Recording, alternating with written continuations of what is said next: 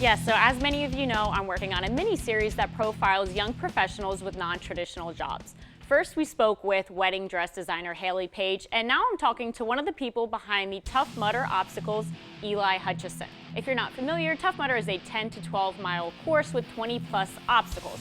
Now, I'm not talking about the obstacles you probably saw in gym class as a kid. I'm talking electrocution, fake tear gas, but we'll get to all of that. So I headed to the Tough Mudder headquarters in Brooklyn to learn a little more about what Eli does for a living. So the first step in the process, Eli and his team of around 5 people have the ideation phase. Whiteboard sessions, brainstorms, and that's where we're throwing all ideas out on the boards. So that's what you see here. The board was covered with sketches, illustrations, and witty names to match. Augustus glue. Funky Monkey, giant pop and lock like the dance move. Next, they figure out what's feasible in terms of cost. Are people going to actually be able to do it? And then my favorite topic, safety. As the Chicken Little of the office, you better believe that was one of my questions. Safety is one of the most important parts of the process, but it is not you don't start with that in mind because that would just cause you to say, electrocuting people is bad right off the bat.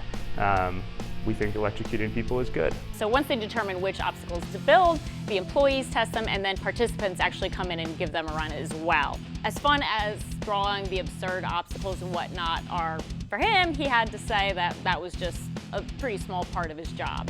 The rest of the time really is spent on the stuff that's way less sexy. So that is, once we know what we want to do, we have to figure out how to take this silly looking sketch here and make it a real obstacle. Eli's degree is in urban planning, so not totally unrelated to what he's doing now. He's been with Tough Mudder for 5 years and actually got the job because he was doing Tough Mudders himself.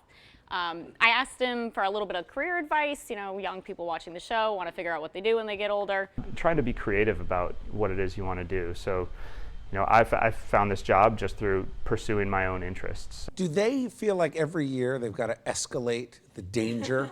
Like, does it just keep getting increasingly more crazy? Well, it was funny when I was talking to him about the brainstorming sessions. He said one of the things is they think about, well, what fears do people have? Well, how can we build off of fears? And I'm like, oh my God, that sounds psychotic. Oh my God, it's like Donald Trump. 2 things Allison does not love: dirt and group activities. So I can't really see her wanting to do that. That being said, I always thought I would want to do this.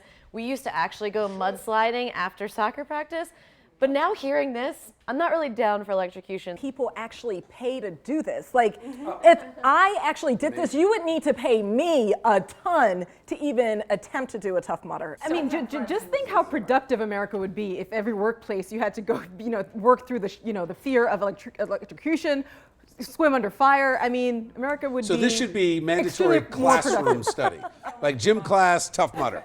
I love it.